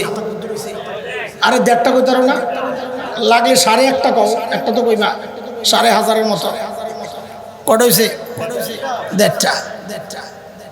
এই শ্যুটটা আপনি নিবেন? কথা বলেন, নিবেন? কেন নিবেন না? আমি যা বলি শেষ পর্যন্ত জিজ্ঞেস যা করবো খালি এটাই বলবেন। বলেন মাপ ঠিক হয় নাই? বলেন বলেন আমার সাথে, এই শ্যুট নিবেন? কেন নিবেন না? আবার বলেন। আতা ঠিক আছে দুইটাই বরাবর, কিন্তু লুজ এমন দেওয়া কমায়া দিছে, এখন আর ঢুকে না। নিবেন? নিবেন? কেন নিবেন না? মাপ ঠিক হয় না। সব ঠিক আছে, বোতাম লাগাইতে যায় দেখেন যে বুকের বোতাম লাগছে, প্যাডের বোতাম লাগান যায় না, প্যাডটা বাইরে থাকে। কি রে ভাই এটা কি? কয়টা একটা নতুন শাসক। নিবেন? কথা কর ও দোস্ত, আপনি যদি আপনার শ্যুট মাপ মতো না হওয়ার কারণে কবুল না করেন, তো আল্লাহও আপনার আমল যদি মাপ মতো না হয় কবুল কেন করবেন? বলে আল্লাহর আমলের মাপ কি? তো আল্লাহ জানাইয়া দিয়েছেন, লাকাদ কানা লাকুম ফি রাসূলিল্লাহি উসওয়াতুন হাসানা। তোমার সব আমল তোমার রাসূলের দিকে তাকায়া করো, যদি মাপ মতো হয় আমি কবুল করব, মাপ মতো না হইলে কবুল করব না। এই পর্যন্ত বুঝছেন? এবার পরেরটা বুঝেন। আজানের আগে আপনি দুরূদ শরীফ পড়বেন কি পড়বেন না আপনার ইচ্ছা, মাইক আপনার, জবান আপনার, গলা আপনার, সব আপনার, আমি কিচ্ছু করব না। কিন্তু আপনাকে বলি, আজানের আগে দুরূদটা পড়ার আগে একটু মাপটা মিলে এলেন নবীর সাথে। যদি মাপ মিলে করেন, মাপ না মিললে ছাড়েন। হিসাব সোজা, এখানে ঝগড়ার কিছু নাই। আরে দুরূদ শরীফ বইসা পড়বেন না দাঁড়াইয়া, শুয়া পড়বেন না লাফাইয়া, দুরূদের পরে জিলাপি দিবেন না বিরিয়ানি দিবেন, খিচুড়ি দিবেন না সিন্নি দিবেন, আপনার ইচ্ছা। আমি মোল্লা দুরা সুর দিয়ে কইয়া দেবো, শেষ। ইচ্ছা আপনার। কিন্তু আপনি যা যেভাবেই পড়েন, একটু মুহাম্মদুর রাসূলুল্লাহর মাপের সাথে মাপ দিয়ে লয়েন। যদি মাপ মিলে তাইলে করেন, কোনো সমস্যা নাই। আর যদি মাপ না মিলে, আল্লাহ আপনি একটা শ্যুট কবুল করেন না, একটা শার্ট কবুল করেন না, আপনার মাপ মতো না হইলে, তো আল্লাহ আপনার আমল, যে আমলের বিনিময়ে জান্নাত দিবেন, ওই আমল মাপ মতো না হইলে আল্লাহ কেন কবুল করবেন? বলেন আমাকে, কোন যুক্তিতে কবুল করবেন? এইটা তো গেল বেদাতীদের খবর। আর এখানে কিছু স্মার্ট পোলাপাইন আছে, এগো একটা খবর আছে, বলবো নি? কথা বলেন, বলবো? ঢাকা থেকে আসছে বিয়ে করতে কুরপাই বুড়িসংনি পড়ছে। এটা আবার বুড়িসং কেমনে বললো বুঝান, আমার হিসাব মিলে না, শেষ আল্লাহ। আচ্ছা যাই হোক, বুড়িসং আইসে বিয়ে করতে ঢাকায় আপলা, রাস্তায় এমন জ্যাম লাগছে, আল্লাহু আকবার। আস্তে আস্তে আস্তে আস্তে আসরের আজান দিয়া দিয়েছে। পোলাপাইন তোরা আসস্তি রে, স্মার্ট পোলাপাইন আসেনি এখানে দিয়ে যায়, তা তোর ইঞ্জেকশন আইতাছে, অপারেশন সামলা একটু। আল্লাহ, বিয়া করতে আইছে কোথায়? কুরপাই। আস্তে আস্তে আসরের আজান দিয়ে দিস। এখন মেয়ের বাবা ঘটককে বলে, মিয়া ভাই খাবার তো এমনি ঠান্ডা হয়ে গেছে, যদি নামাজ পড়েন বিয়ে শাদীর কাম সারেন তো এই খাবার যাইব বাসি হইয়া, তার চেয়ে বরং একটা কাম করেন, খাওয়া দাওয়া আগে সারালাম, বিয়া নামাজ পড়ে হোক। এমনটা হয় কিনা বলেন তো মুরব্বীরা? হয় কি হয় না? খাইতে বসছে। আচ্ছা আমাকে দুইটা জবাব দেন। বিয়ে বাড়িতে, মেয়ের বাড়িতে সেরা মেহমান, বরযাত্রায় যারা আসছে সেরা মেহমান কে আজকে? জোরে কন। জামাই, ঠিক কিনা? যত খাবারের আয়োজন হয় সেরা খাবারটা কার সামনে দেওয়া হবে? তাহলে সেরা মেহমান কে? সেরা খাবার কার সামনে? তো বিশাল ডিশ, ডিশের মধ্যে আস্তা খাসি, আস্তা মুরগি, আস্তা মাছ, চিংড়ি মাছ বড় একটা ফ্রাই, নানান রকমের কাবাব, সালাদ টালাদ দিয়া সুন্দর করে সাজাইয়া দিছে সামনে জামাইয়ের। জামাই বড় স্মার্ট জামাই। কোন জামাই? আমি আবার বারবার জিজ্ঞেস করব কোন জামাই? আবার বলো, স্মার্ট জামাই। জামাইয়ের এই খাবারের দিকে একটু মনোযোগ নেই, ওই পোড়া কপাল তাকায় আছে। প্যান্ডেলের বাইরে ডেকর ডলাররা একটা ভাণ্ড রাখছে, টুকরি খাড়ি ময়লা ফেলাইতে। তো ছোট্ট ছোট্ট বাচ্চারা যে পোলাও খায়, কারো খারাপ লাগলে মাফ করে দিয়ে, এছাড়া আমার বোঝানোর কোনো রাস্তা নাই। ওই যে নাকের শ্লেষা মেশা লাগছে, আঠালো পোলাও নিয়ে ফেলাইছে, রান খায়া খুয়া হাড্ডি নিয়ে ফেলাইছে, লেবু চিপ্পা রস খাইয়া ছিলকা নিয়ে ফেলাইছে। জামাই বাবু তাকায় রয়েছে ওই ওই ভাণ্ডার দিক। কিছুক্ষণ পর জামাই বাবু লাভ দেওয়া উঠছে। কোন জামাই জানি? স্মার্ট জামাই। লাভ দিয়ে উঠে যায় ওই ময়লা ভাণ্ডার সামনে বসছে। শাশুড়ি জামাইয়ের জন্য একটা স্পেশাল পায়েস রান্না করছে, শ্বশুর গেছে ভিতরে আনতে। পায়েসের বাটি নিয়ে প্যান্ডেলের ভিতরে আয়া দেখে জামাই নাই। খুঁজে খুঁজে জামাই গেল। কিছুক্ষণ পর দেখে জামাই ওই যে ময়লার সামনে বসা। আসলে তো ওখানে বসার কথা কুত্তার, কথা বলেন ওই জায়গায়। এটা কার খাওয়া? কুকুরের বলেন না, আমি কুত্তা কইছি। খোসা উদ্দেশ্য থাকলে, শব্দ শুদ্ধ করলে খোসা হয় না। আমি যদি বলি কাক কাদের, এটা খোসা হবে না। খোসা দিতে হলে বলতে হবে কৌলো কাদের। কুকুর কইতে আইছেন, আমি কই কুত্তা, কই কুকুর। কথা ঠিক আছে না? ওই ময়লায় বসার কথা কার? আর কুকুর কইবে না তো, কুত্তার। শ্বশুর পেয়ালা হাতে নিয়ে তাকায় তাকায় আফসোস করে আর বলে, কুত্তার আসনে জামাই কেন? জামাইয়ের আসন খালি কেন? এ পোলাপাইন এই ডায়লগ আমার সাথে মুখস্থ করা, আজীবন কাজে লাগবে। বল, কুত্তার আসনে, বল সবাই, কুত্তার আসনে জামাইয়ের আসন। ঘটকরে ডাক দিছে, মেয়া বেদিকে আয়েন। কিসে ভাই? আপনি না বললেন জামাই বলে স্মার্ট, ভেরি স্মার্ট, কত ভেরি ছুটাইতেছে। ঘটকরে লাগাইছে মাইর। আচ্ছা এবার বাকিটা আপনারা কর। এই জামাইয়ের কাছে কেউ মাইয়া দিবেন? বোন দিবেন? আপনজন দিবেন? আপনারা একটু চিৎকার করে বলেন তো, এই জামাইটা সুস্থ না পাগল? আরো জোরে শুনতে চাই। না না, এক আওয়াজে জোরে সোরে চিৎকার করে বলেন, এই জামাই সুস্থ না পাগল? ঠিক আছে নি? পরে আবার পল্লী মারবেন না তো। যদি এই জামাই পাগল হয় তো বোঝা গেল এই মজলিসেও কিছু পাগল আছে, এই সমাজে তো আছেই। কেমনে? ওই যে সেরা মেহমানের সামনে ছিল সেরা খাবার, এটা বাদ দিয়ে গেছে ময়লা খাইতে। আল্লাহ, আমি মুসলমান, আমারে আল্লাহ বানাইছেন এই জগতের সেরা মেহমান, কুনতুম খায়রা উম্মাহ বইলা। আমার সামনে আল্লাহ দিয়েছেন শ্রেষ্ঠ রসুলের শ্রেষ্ঠ আখলাক, শ্রেষ্ঠ রসুলের শ্রেষ্ঠ চরিত্র। এর চেয়ে উত্তম চরিত্র হতে পারে না। আল্লাহর স্বীকৃতি, নবীকে বলেছেন আল্লাহ, ওয়া ইন্নাকা লাআলা খুলুকিন আযীম। নবী, এর চেয়ে উত্তম চরিত্র দুনিয়ায় আমি কাউকে আর দেই নাই। সর্বোত্তম চরিত্রের অধিকারী আপনি, আমার নবীর এই উত্তম আদর্শ, এগুলা যার ভাল লাগে না, সেরা মেহমান হইয়া সেরা আয়োজন যার ভাল লাগে না, ওর কি ভাল লাগে? ও হিন্দুদের মতো চুল কাটা ওই স্টাইল ওর ভাল লাগে, ওই নাসারার মতো দাড়ি কাটা ওর ভাল লাগে, হিন্দু মেয়েদের মতো ওদের বিয়ে শাদী দেখা, ওদের চ্যানেল দেখা, ওদের মতো সাজসজ্জা যাদের ভালো লাগে, মুসলমানের পোশাক, মুসলমানের আখলাক, মুসলমানের চরিত্র, নবীর সুন্নাহ যাদের ভালো লাগে না, স্পষ্ট কথা, একটারও মাথা ঠিক নাই, সবগুলা পাগল পাগল পাগল। তুমি মনে করো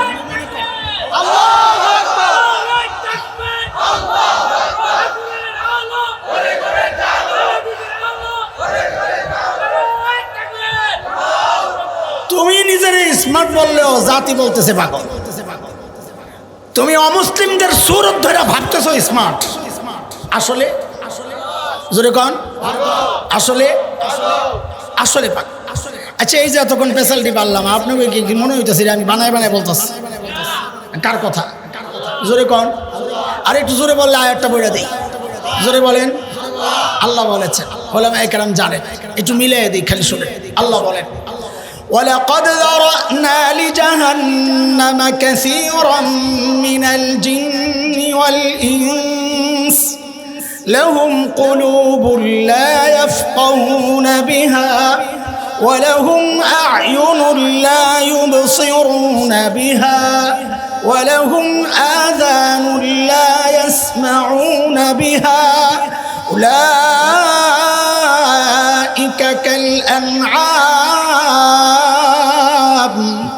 بَلْ هُمْ أَضَلُّ أُولَئِكَ هُمُ الْغَافِلُونَ।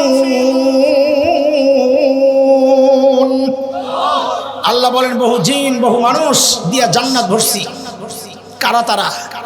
আল্লাহ বলেন, যাদেরকে আমি দিল দিছিলাম ও বুঝে নাই ও যে আজকের সেরা মেহমান। চোখ দিছি, দেখে নাই ওর সামনে সেরা আয়োজন, দেখছে ময়লা। কান দিছি, এই বুজুর্গরা ওয়াজ করে শোনাইছে, শুনে নাই। আল্লাহ কয় উলাইকা কাল আনআম, চতুষ্পদ জন্তুর মতো। আল্লাহ বলছেন এমনি, আমরা বুঝানোর জন্য বলছি একটু ঘুরাইয়া কুত্তার আসনে জামাই কেন। আল্লাহ বলছেন উলাইকা কাল, আর আমরা বলতেছি আরে বলেন না, কুত্তার আসনে জামাইয়ের আসন। আপনারা বলছেন পাগল। এই আল্লাহ ওই রকম একটা শব্দ বলছে, উলাইকা হুমুল গাফিলুন। এগুলা মাথা ঠিক নাই। শ্রেষ্ঠ নবীর শ্রেষ্ঠ আখলাক বাদ দিয়া যে এদিক ওদিক দৌড়ায়, সে নিজেকে স্মার্ট ভাবলেও আসলে সে স্মার্ট না, পোড়া কপাল, হতভাগা, সে অসুস্থ, সে পাগল। চিকনি কথা। আল্লাহ আমাদের গোটা জীবনকে সুন্নাত দ্বারা সাজানোর তৌফিক দান করেন, আমিন। তো 3 নাম্বার, আমলকে কবুল করানোর জন্য কি পাইলাম? আমলকে মাপ মতো করা লাগবে। এটারে যদি আমাদের পরিচিত শব্দ দিয়ে বলি তো সমস্ত আমল সুন্নত তরিকায় করা লাগবে। বুঝে আসছে কি কথা? কয় সবক গেল? ভুলে গেলে কিন্তু মুরগি বানায় দেব। 1 নাম্বার, সমস্ত আমলের পর কি করব? আল্লাহর কাছে কি করব? দোয়া করব। 2 নাম্বার, গুনাহ ছাড়তে হবে। আমলকে কবুল করাইতে হইলে কি ছাড়তে হবে? 3 নাম্বার, আমল কবুল করাইতে হইলে সমস্ত আমল কোন তরিকায় করতে হবে? নিজের মন মতো করলে এটা মাপ ঠিক হবে না, এই আমল আল্লাহ কবুল করবেন না। আল্লাহ যেই আমলের অর্ডার দিছেন, আমি যেই অর্ডার দিছিলাম পাঞ্জাবি বানাইতে, কোট বানাইতে, ওই অর্ডার মতো না হইলে আমি যেমন কবুল করি না, আল্লাহ যেই আমল যেই মাপে বানাইতে অর্ডার দিছেন, ওই অর্ডার মতো না হইলে আমার আমলও আল্লাহ কবুল করবেন না। বুঝে আসছে কথা? 4 নাম্বারটা বলে শেষ করবো নাকি এখানে শেষ করতে পারবো? হ্যাঁ,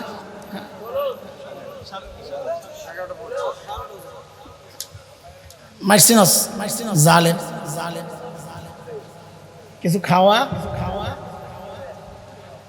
পানিও তো নাই, আর কিছু খাবো না, চাটা খাই না, পানি দিয়ে। হ্যাঁ, বাদাম। দেখছ কোন দিক দিয়ে মারলো আমারে? লা হাওলা ওয়ালা কুওয়াতা ইল্লা বিল্লাহ। এর বাদাম খাওয়া বন্ধ করছি তো প্রতিশোধ দিল। আল্লাহ কবুল করেন, আমিন। আমাকে জবাব দেন আপনার একটা প্রশ্ন। শিখতেছি আমরা না? আমরা শিখতেছি না? হ্যাঁ, শিখা দরকার কিনা বলেন? চলে। গতানুগতিক কথা তো শুনতেই আছে, কিচ্ছা তো জীবনে বহু শুনছি। শিখি কিছু, শিখি কিছু করার জন্য কিছু শিখি। সব ঠিক আছে, যারা যা বলেন সব ঠিক আছে, আমি বললাম, কিন্তু ওগুলো যে কবুল হইবে এর জন্য তো আগে তরিকা জানা লাগবে। আচ্ছা বলেন তো, আল্লাহর রসুলের সবচাইতে প্রিয় মানুষ কে ছিলেন? হযরতে আবু বকর সিদ্দিক। একটা মত পাওয়া গেল, আর কোনো মত আসেনি কারো? একমত হয়ে গেছেন, সাবাস। খাদিজাবাদ, হযরতে আয়েশাবাদ, হযরতে ফাতেমাবাদ, হযরতে হাসান হুসেনবাদ। খালি খুব একটা মাইরা দিলেন। বলেন আল্লাহর নবীর সবচেয়ে প্রিয় কে? আয়েশা একজন, আরেকটা পাওয়া গেছে, দুইজন পাওয়া গেল। আর কোনো মতামত আসেনি? থাকলে কোন? আবু বকর তো গেলই, হযরতে খাদিজা তিনটা, ফাতেমা চারটা। আর কোনো মতামত? হাসান হোসেন। আর কোনো মতামত? আপনাকে যে কত অভ্যাস খারাপ জানেন আপনারা, কিছু হইলে আমাকে হুজুর করে খোঁচা দেন যে আপনারা একমত হইতারেন না। আপনারা কত ভালো মানুষ, একটা কথা শিখেইলাম 5টা মত আইল। আপনারা কত ভালো মানুষ। আমি পাবলিকের দিকে দেখি আর হাসি, খালি উল্টা পাল্টা কথা। হুজুর দেখলেই করবো কি, হুজুররা খালি খায় আর খায়, খায় আর খায়। ও ভাই, আপনার পোলারে মাদ্রাসায় দেন না, মাদ্রাসায় বইরা খাইব কি? তো একটু আগে কি করলেন আপনি? আরে খেয়াল করছেন নি, পাবলিকের উল্টা কথা বুঝছেন নি? দলে বাঁচতেন না, আমি একজন কই না দেখে মনে করছেন কিছু বুঝি না। হ্যাঁ, হুজুররা খালি খায় আর খায়, তারপর পোলারে দেন, পোলারে মাদ্রাসায় দিলে পোলাই খাইব কি? মিললো কথা? মিললো? বলেন ভাই, মিললো কথা? এ যত উল্টা পাল্টা কথা সব আপনার দোষ পরে আমরা বলে একমত না। আপনারা কত একমত, মাশাআল্লাহ। আচ্ছা শোনেন, একটা হাদিস শোনেন। বুখারীর বর্ণনা, ফালতু হাদিস না। ফালতু হাদিস মানে বানানো হাদিস না। আমাদের তো একটা বদ অভ্যাস হচ্ছে, অন্য বিষয়ে তো বানায় বানায় হাদিস বলি, ভালো বক্তা সাজার জন্যে, পাবলিকের বাহবাহ পাওয়ার জন্যে। নবী আলাইহিস সালামকে কেন্দ্র করে এমন বানায় বানায় হাদিস বলছে, এখন শুনলে মনে হয় আরে বাপরে বাপ, বেটার এলেম একটা, সুবহানাল্লাহ। হাদিস আসমান থেকে টাইনা নামায় এলাই। এই হাদিস দুনিয়ার কোন হাদিসের কিতাবে পাওয়া যায় না। আপনি আবার ধরেন হুজুর আপনার উল্টা দিবে, পাইবা করতে গিয়ে হারা দিন ফেসবুকে দাও। লা হাওলা ওয়ালা কুওয়াতা ইল্লা বিল্লাহ। লা হাওলা ওয়ালা, সাহস কি? মানুষের সাহস কত? আল্লাহর নবীকে বানায় বানায় কথা বলে, আর অত জাহান্নামী। এটা আমার কথা না, হাদিসের কথা। বুখারীর একটা হাদিস শোনাই। মক্কা বিজয়ের পর নবী আলাইহিস সালাম বিভিন্ন জায়গায় সাহাবীদেরকে পাঠাইছেন অভিযানে। তো এক যুদ্ধে এক সাহাবীকে সেনাপতি বানায় নবী পাঠাইছেন। সাহাবীকে যেহেতু সেনাপতি বানাইছেন, সাহাবীর ভিতরে একটু সুখ অনুভব হচ্ছে। কিসের সুখ? যে নবী মনে হয় আমাকেই সবচেয়ে বেশি ভালোবাসেন। নাইলে আবু বকর, ওমর, ওসমান, আলী এত বড় বড় সাহাবী থাকতে আমাকে কেন নবী সেনাপতি বানাবেন? মনে মনে ওই চিন্তা করলেও বাস্তবে তাকাইলে দেখে উল্টা। এখন বাস্তব আর নিজের মনের এই দুইটার সংঘর্ষে বেচারা আছে বিপদে। কহুর এত বিপদের দরকার কি? নবীকে জিজ্ঞেস করলেই তো হয়। একদিন সাহস করে যায় নবীকে জিজ্ঞেস করে ফেলছেন, ইয়া রাসূলুল্লাহ, আইয়ুন নাস আহাব্বু ইলাইক। ওগো আল্লাহর হাবিব, আপনার কাছে সবচেয়ে প্রিয় কে? ও আপনাদের প্রসঙ্গ আসছে, মনে আসেনি? আপনার কাছে সবচেয়ে প্রিয় কে? তো নবী আলাইহিস সালাম জবাব দিলেন, আয়েশা। কে? এবার ঠিক করে সহি করে সবাই জবাব দেন, আল্লাহর নবীর সবচাইতে প্রিয় কে? আরে ভাই একটু সুন্দর করে বলেন। আম্মা জান বলেন। সাবাস। কি বলেন? আম্মা জান বললে কি হবে রে ভাই? আরে আম্মা জান বললে কোরআনের উপর আমল হবে। আল্লাহ বলেছেন, আন-নাবিয়্যু আওলা বিল মুমিনিনা মিন আনফুসিহিম ওয়া আজওয়াজুহু উম্মাহাতুহুম। নবীর বিবিরা উম্মতের মা। আপনি যতবার আম্মা জান বলবেন ততবার আল্লাহর এই বক্তব্যের কথার স্বীকৃতি আপনি দিচ্ছেন। এইবার ঠিক করে বলেন, আল্লাহর নবীর সবচাইতে প্রিয় কে? আম্মা জান আয়েশা। খাদিজা প্রিয়, আবু বকর প্রিয়, হাসান হোসেন প্রিয়, ফাতেমা প্রিয়, উম্মত প্রিয়, কিন্তু সবচেয়ে প্রিয় আম্মা জান। সাহাবী এই জবাব শুই না তো একটা ধাক্কা খাইছে। আমি কি চিন্তা করলাম, শুনলাম কি? ধাক্কা খায় আবার নিজেরা সামলাইয়া নিছেন। বুঝছি, এটা তো নারী ক্যাটাগরির, ছেলে ক্যাটাগরি তো এখন রয়ে গেছে।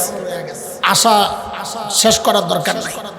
ঠিক এই প্রশ্নটাই আবার করেছেন, ইয়া রাসূলুল্লাহ মিনার রিজাল, আপনি তো জবাব দিয়েছেন নারীদের মধ্যে সবার সেরা আয়েশা। ওগো আল্লাহর নবী, ছেলেদের মধ্যে সবচেয়ে প্রিয় কে? সাহাবী তো এইবার মিস যাইব না, কিন্তু আল্লাহর নবী জবাব দিলেন আবুহা, আয়েশার বাবা আবু বকর। সাহাবী খাইছে আরেক ধাক্কা, খাই আবার নিজেরা সামলাই মনে মনে চিন্তা করে, আরে আবু বকরের হিসাব তো আলাদা, ওই বেটার সাথে তুলনা করে লাভ নাই, 2 নম্বরটা নিয়ে হন যায়। তো আবার জিজ্ঞেস করছেন ইয়া রাসূলুল্লাহ সুম্মা মান, এরপর কে? এইবার তো নিশ্চিত আমার নামাই, কিন্তু নবী আলাইহিস সালাম বলেন ফুলান অমুক। সাহাবী এইবার খাইছেন বড় ধাক্কা, খাইয়াও একটু শেষ ভরসা যে আরে 3 নম্বর হইলেও তো সিরিয়ালে থাকলাম। তো আবার জিজ্ঞেস করছেন ইয়া রাসূলুল্লাহ সুম্মা মান, নবী কয় অমুক। হাদিস সাহাবী বলতেছেন আমি প্রশ্ন করা বন্ধ করে দিছি। কেন? আমার ভয় লাগতেছে, না জানি বলতে বলতে বলতে বলতে আমার নামটা সবার শেষে আসে কিনা, তার চেয়ে বরং চুপ হয়ে যাই, মাঝামাঝি থাকার একটা সম্ভাবনা তো রইল। এই হইল পুরা হাদিস। পুরা হাদিস আমাদের আলোচনার বিষয়বস্তু না, হাদিসটা শেষ করার জন্য কথাটা বললাম। আমরা আবারও পেছনে চলে যাই। বলেন আল্লাহর নবীর কাছে সবচাইতে প্রিয় কে? আম্মা জান আয়েশা। আমার মায়ের দুনিয়ার মর্যাদা এটা, নবীর কাছে সবচেয়ে প্রিয়। আর আসমানের মর্যাদা শুনে, এক যুদ্ধ ঐতিহাসিক গজওয়াতুল মুরাইসিয়া, যার আরেক নাম হচ্ছে বনুল মুস্তালিক। আল্লাহর নবীর একটা সিস্টেম ছিল, যুদ্ধে কোনো একজন আম্মা জানকে সাথে রাখতেন। ওই যুদ্ধে আম্মা জান আয়েশাকে সাথে নিয়েছেন। আসার সময়, যুদ্ধ থেকে ফেরত আসার সময় এক জায়গায় রাতে অবস্থান করার জন্য তাবু গাড়া হয়েছে। সুবহে সাদিকের আগে আল্লাহর নবী একজন ঘোষককে উঠায় দিলেন, যাও ঘোষণা দাও, সবাইকে বলো জরুরত সেরে প্রস্তুতি নিতে আমরা নামাজ পড়ে রওনা দিব। আম্মাজান বর্ণনা করছেন হাদিস, আম্মাজান বলেন আমিও গেলাম জরুরত ছাড়ার জন্য, একটু দূরে গেলাম। জরুরত সেরে আমি যখন আসলাম, আমার বুকে হাত দিয়ে দেখি আমার যে হাড়টা ছিল ওই হাড়টা নাই, হাড়টা পড়ে গেছে। আম্মা জান ওই হাড়টা তালাশ করার জন্য আবার ওই জায়গায় গেলেন যেখানে জরুরত ছাড়তে গেছে। তখন তো আর টর্চ লাইট নাই, মোবাইলের ফ্ল্যাশ নাই, খুঁজছেন আন্দাজি খুঁজে তো আর পাওয়া যায় না। লম্বা সময় আম্মা জান হাড় তালাশ করতে করতে করতে করতে লম্বা সময় চলে যায়। আম্মা জান যখন ফেরত আসছেন, এসে দেখেন রাসূল সাল্লাল্লাহু আলাইহি ওয়াসাল্লাম কাফেলা নিয়ে রওনা করে চলে গেছেন বহু দূর। ঘটনার মাঝখানে আরেক ঘটনা ঢুকায় দিয়ে একটা প্রশ্ন করি আপনাদেরকে, এই মনোযোগ আছে? এটা মনোযোগের ঝামেলার প্রশ্ন, ওই যে কিলাকিলি লাগতে পারে, এই জন্য এগুলো রাখছি। আচ্ছা বলেন তো, এই যে রাসূল চলে গেলেন, আম্মা জান যে হাউদাজ মানে ওই যে পালকির ভেতরে যে আম্মা জান নাই, এটা রাসূল জানতেন না জানতেন না? জবাব দেন আপনারা, সবাই একমত হইবেন, নাইলেন কথা কমো না। আমার মত হইলো জানতেন না, আপনাদের মত কি? কে কে এটা বিশ্বাস করেন জানতেন না? অনেকে বুঝে নাই, এই জন্য হাত উঠাইতেছে। আচ্ছা হাত নামান।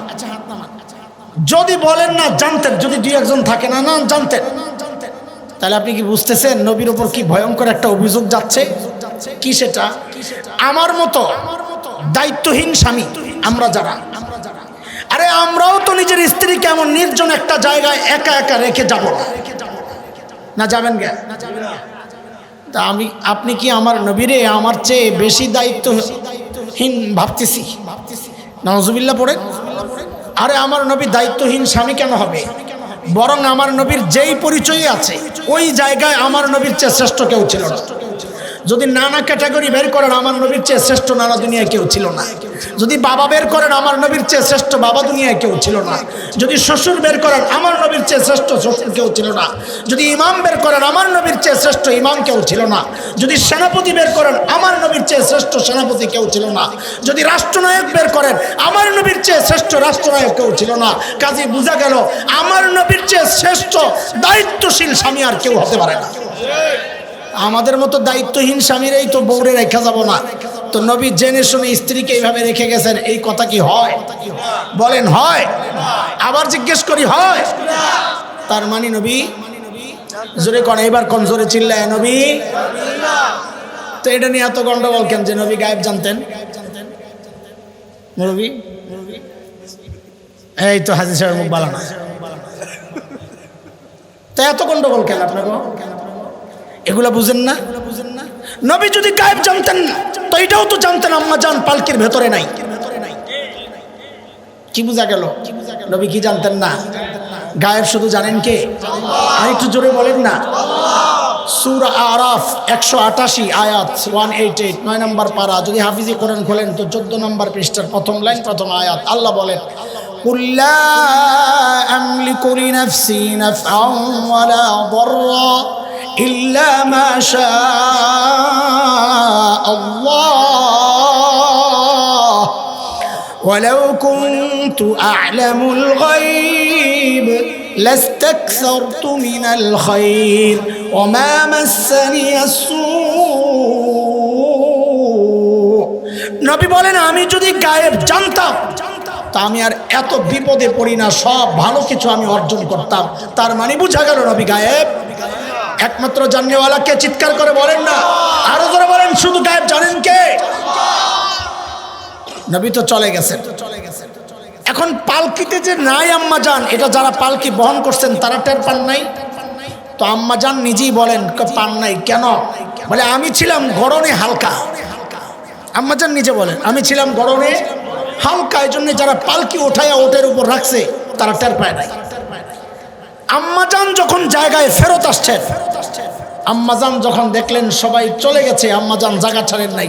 এটাও একটা নিয়ম, দল থেকে বিচ্ছিন্ন হয়ে গেলে যেখান থেকে বিচ্ছিন্ন হয়েছেন ওই জায়গা ছাড়বেন না, ওখানেই দাঁড়িয়ে থাকবেন। কেন? আপনি যদি খুঁজতে থাকেন তো যারা আপনার হারাইছে তারাও এসে খুঁজবে। আপনি গেছেন আরেক জায়গায়, এ আয়সা দেখে আপনি এনে নাই, আবার এ গেছে আরেক জায়গায়, আপনি আসেন এই জায়গায়। এই জন্য নিয়ম হলো যেখান থেকে বিচ্ছিন্ন ওখানেই দাঁড়ায় থাকো, কারণ সর্বপ্রথম খোঁজার জন্য এখানেই আসবে। আম্মাজান ওখানেই বসছেন, সফরের ক্লান্তি আম্মাজান ঘুমায়া পড়ছেন। নবী আলাইহিস সালামের আরেকটা নিয়ম ছিল, যুদ্ধ থেকে বা যে কোনো সফর থেকে যখন বের হইতেন সফরে, সবার শেষে একজনকে রেখে আসতেন। কেন? সবাই যাওয়ার পর দেখতেন কিছু রয়ে গেল কিনা। নবীর এই সুন্নতের উপর এই যুগে আমল করা বেশি জরুরি। কেন জানেন? অধিকাংশ সফরে দেখে এই অবস্থা, যাওয়ার পর কয় হুজুর কাম একটা হয়েছে। কি হয়েছে? কয় চার্জারটা ফালাই আইস। কি ফালাই আইস? এখন শুধু চার্জার ফালাই আস। নবীর এই সুন্নতের উপর আমল হইলে আর চার্জার ফালাই যাওয়া লাগবে না। আরে বুঝে আসছে না কথা? চলে। ওই সাহাবী আয়েশা আম্মাজানকে দেখে শুধু এতটুকুই বলেছেন ইন্না লিল্লাহি ওয়া ইন্না ইলাইহি রাজিউন, আর কোনো কথা বলেন। আম্মাজানও বলেছেন, আর কোনো কথা বলেন নাই। ওই সাহাবী নিজের বাহনকে বসাইলেন, আম্মাজান বাহনে উঠলেন। সাহাবী বাহনকে ধরে ধরে নিজে পায়ে হেঁটে নবী আলাইহিস সালামের কাফেলার সাথে যখন মিলিত হয়েছেন, সূর্য একটু উপরে উঠে গেছে মদিনার আগে। এই দিক দিয়ে সকাল হওয়ার পর, আলো আধারি দূর হওয়ার পর, যখন সবাই টের পেল যে পালকির মধ্যে আম্মাজান নাই, তখন মুনাফিকরা খবর ছড়াইয়া দিছে বাজারে। কি? ওই যে পিছনে সাহাবী রয়ে গেছেন, ওই সাহাবীর সাথে নাউজুবিল্লাহ নাউজুবিল্লাহ নাউজুবিল্লাহ আম্মাজান আয়েশার গোপন সম্পর্ক আছে। কি ভয়ঙ্কর অভিযোগ! কিছু দুর্বল মুসলমানও যোগ হয়েছে। কবি হাসান ইবনে সাবিত ছিলেন একজন, হযরত আবু বকরের সম্পর্কের ভাগিনা, আপনজন আবু বকরের সাহায্যে চলতেন। মিস্তাহ তিনিও ছিলেন নবী আলাইহিস সালামের এক শালিকা, হযরত যায়েনব বিনতে জাহাশের বোন হামনাহ বিনতে জাহাশ এই দলে ছিলেন। 1 মাস পর্যন্ত মদিনায় এই খবর গরম, কিন্তু আম্মাজান জানেন না কিচ্ছুই। লম্বা হিস্টোরি আমি ছোট্ট করে বলতেছি। আম্মাজান যখন জানলেন, এতটা ভেঙে পড়লেন, নবীর কাছে অনুমতি নিয়ে বাবা আবু বকর মা উম্মে রোমানের কাছে চলে গেলেন। আম্মাজান নিজেই বর্ণনা করেন, আমি একাধারে 3 দিন কেঁদেছি, আমার চোখের পানি শুকায় গেছে, কিচ্ছু নাই পানি। এর মধ্যে নবী আলাইহিস সালাম আবু বকরের ঘরে আসছেন। আম্মা জানকে জিজ্ঞেস করতেছেন, আয়েশা সত্য করে বলো, যদি ভুল করে থাকো তওবা পড়ো, আল্লাহ মাফ করে দিবেন।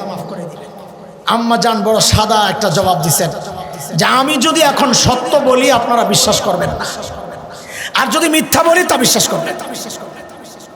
কাজে আপনাদেরকে আমার কথা বলার কোনো দরকার নাই, আমার জন্য আমার আল্লাহ যথেষ্ট। এই কথা বলে আম্মা জান চুপচাপ। আম্মা জান বলেন যে কিছুক্ষণ পর নবী আলাইহিস সালামের দিকে তাকায়া বুঝলাম যে ওহী আসতেছে। কারণ যখন ওহী আসতো তো ওহীর ভারে নবী আলাইহিস সালামের মধ্যে যেই প্রতিক্রিয়া সৃষ্টি হইতো এটা বোঝা যাইত। নবীর চেহারা লাল হয়ে যেত, রগ ফুলে যেত, চোখগুলো লাল হয়ে যেত। আম্মা জান বলেন ওয়াইন্না জাবিনাহু লা ইয়াতাফাসসাদু আরাকা, আল্লাহর নবীর কপালটা ঘর্মাক্ত হয়ে যেত, চাপে খরখর আওয়াজ হইতো, এরকম আওয়াজ হইতো। সাহাবায়ে কেরাম উপর দিয়ে কাপড় দিয়ে দিতেন যখন ওহী আসতো, যেন এই দৃশ্য দেখে কেউ ভয় না পায় বা নানান কারণ থাকতে পারে। আম্মা জান বুঝলেন যে ওহী আসতেছে। হায় আল্লাহ, ওহী নাজিল হওয়া শেষ। এখন নবী আলাইহিস সালাম স্বাভাবিক অবস্থা, নবী মুস্কি মুস্কি হাসতেছেন, নবী মুস্কি মুস্কি হাসতেছেন। জানাইলেন কি কি জানাইলেন? যে আম্মা জান আয়েশার পবিত্রতায় আল্লাহ তাআলা একটা না, দুইটা না, তিনটা না, চারটা না, পাঁচটা না, সূরা নূর পড়ে দেখেন আল্লাহ তাআলা আম্মা জানের পবিত্রতায় 10টা আয়াত নাজিল করেছে। কয়টা? আল্লাহু আকবার বলেন। এর মধ্যে একটা আয়াত তো বড় কঠিন। আল্লাহ তাআলা সাহাবীদেরকে রীতিমতো শাসাইতেছে। আরে কোন সাহাবী যাদের ব্যাপারে জান্নাতের গ্যারান্টি দিয়েছেন তাদেরকে আল্লাহ শাসাইতেছেন কি বইলা? কোরআন পড়েন, আল্লাহ বলতেছেন ফালাউলা ইয সামি'তুমুহু কুলতুম মা ইয়াকুনু লানা আন নাতাকাল্লামা বিহাযা সুবহানাক হাযা বুহতানুন আযীম।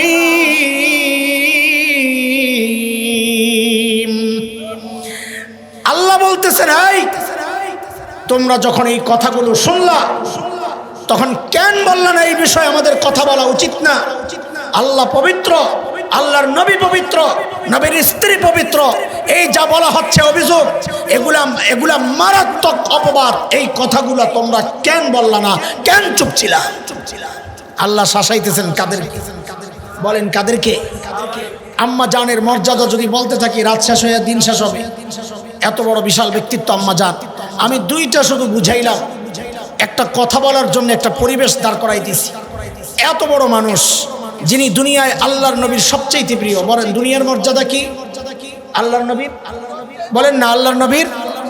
আর আসমানের উপরের মর্যাদা যার পবিত্রতা নিয়ে আল্লাহ কয়টা আয়াত নাজিল করেছে? এত বড় মানুষ আম্মা জান। সেই মানুষটা নামাজে দাঁড়াইছেন, রাতের নামাজ। ও মুসলমান একটু খেয়াল করেন, আমার মায়েরা একটু খেয়াল করেন। নামাজ তো আপনারাও পড়েন, আমরাও পড়ি। আম্মা জান নামাজে দাঁড়াইছেন, একটা আয়াত আসছে তেলাওয়াত করতে করতে। কি আয়াত? ওয়াবাদা লাহুম মিনাল্লাহি মা লাম ইয়াকুনু ইয়াহতাসিবুন। আয়াত তেলাওয়াত করতেছেন আর কান্না করতেছেন। কখনো আয়াত অর্ধেক পরে আবার শুরু করেন, আবার শেষ করেন, আর ঢুকরে কেঁদে ওঠেন, আবার পেছন থেকে পড়েন, আবার ঢুকরে কেঁদে ওঠেন। রিওয়ায়াত আসছে এমন করতে করতে আম্মা জান আর আগে বাড়তে পারতেছেন না কান্নার জন্যে। তাহাজ্জুদের ওয়াক্ত শেষ হয় অবস্থা। এই সারা রাত এই এক আয়াতের উপর আম্মা জান দাঁড়ায় দাঁড়ায় কান্না করছে। কি আছে আয়াতে? কি দেখে আম্মা জান এইভাবে কান্না করতেছে? আমাদের জন্য এটা খুব সাদামাটা একটা আয়াত। আল্লাহ বলেন যে হাসরের মাঠে বান্দার এমন পরিচয় আল্লাহর কাছ থেকে প্রকাশ পাবে যার কল্পনাও সে দুনিয়ায় করে নাই। এই চিন্তায় আম্মাজান কাঁদতেছেন। কেন? যাহারে দুনিয়ায় তো আমার পরিচয় আমি নবীর স্ত্রী, দুনিয়ায় তো আমার পরিচয় আমি আবু বকরের কন্যা। হায় আমার আমল যদি কবুল না হয়, না জানি হাসরের মাঠে উঠে দেখি আল্লাহ আমাকে অপরাধীদের কাতারে দাঁড় করাইয়া দিছেন, তখন আমার কি হবে? কোথায় আম্মাজান, কোথায় হাসান জান, কোথায় আমরা, কোথায় আম্মাজান যিনি জান্নাতের গ্যারান্টি পাওয়া? হ্যাঁ, অথচ আমরা 2 রাকাত নামাজ পড়ে জান্নাতের অপেক্ষায় বসে আছি। আল্লাহ না করুক, এত আমল নিয়ে যাওয়ার সময় যদি ডাক পড়ে যায়, কি ডাক, ওহো, ওই ডাক মাঝে মধ্যে চিন্তা করলে আমার মতো পাপীর কলিজাই তো নইরা ওঠে। যদি ডাক পড়ে যায় কি, ওয়াকিফুহুম ইন্নাহুম মাসউলুন, আরে আটকা, আরে আটকা, থামা, একে জিজ্ঞেস করা লাগবে কি করছে। আটকায় যদি আমল নামা খোলে তাইলে তো গন্ধ বাইর হওয়া শুরু হয়। আল্লাহ তো ঢেকে রাখছিলেন দুনিয়ায়।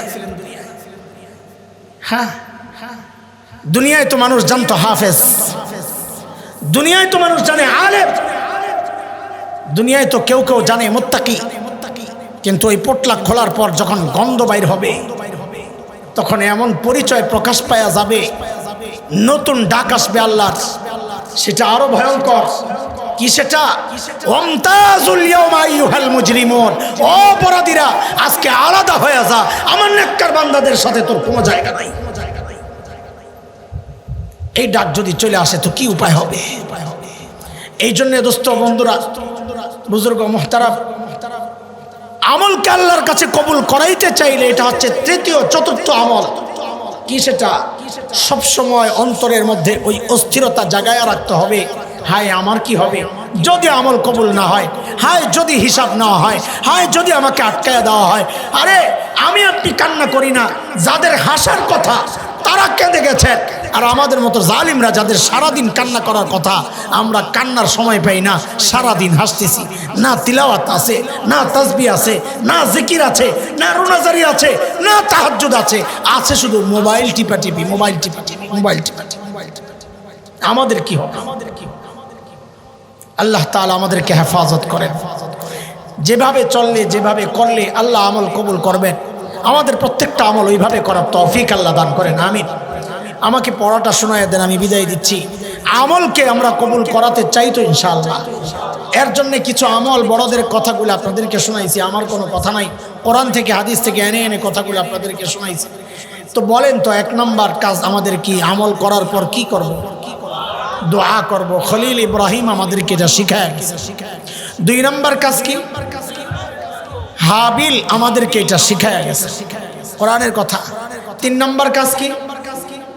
সুন্নত তরিকায় চলবো, মাপ ঠিক রাখবো। মাশাআল্লাহ, আল্লাহ তাআলা এটা নানান জায়গায় বলেছেন। চার নম্বর কাজ কি? অন্তরের মধ্যে সবসময় অস্থিরতা রাখবো। এটা আম্মা জান আয়েশা তার আমল দিয়া, আম্মা জান একানা বহু সাহাবী তার আমল দিয়ে আমাদেরকে এইটা শিখায়া গেছেন যে কখনো নিশ্চিন্ত হব না, সবসময় অস্থির থাকবো, পেরেশান থাকবো, কান্নায় থাকবো, আল্লাহর কাছে রোনাজারির মধ্যে থাকবো, আর সবসময় এই আশঙ্কায় থাকবো, আহারে আমার জানি কি হবে, হাসরে কার সাথে উঠতে হবে আল্লাহই জানে। এই অস্থিরতা যার মধ্যে যত বেশি কাজ করবে, আশা করা যায় তার আমলগুলো আল্লাহ তত বেশি কবুল করবেন ইনশাআল্লাহ।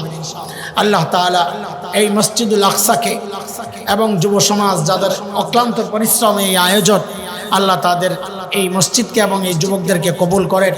এই সুন্দর আয়োজনটা এই অসময়ে, এই সময় তো মাহফিল হয় না সাধারণত, এই অসময়ে সুন্দর আয়োজন যারা করেছেন, বৃষ্টি বাদলের দিন, এত ধৈর্যের সাথে আপনারা এত রাত পর্যন্ত এই গরমের মধ্যে বসে বসে কথাগুলো শুনেছেন, আল্লাহ তাআলা এর উত্তম জাযা আপনাদের সবাইকে দান করেন।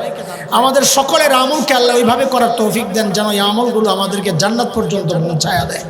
আমিন আমিন। ওয়া আখিরু দাওয়ানা আলহামদুলিল্লাহি রাব্বিল আলামিন।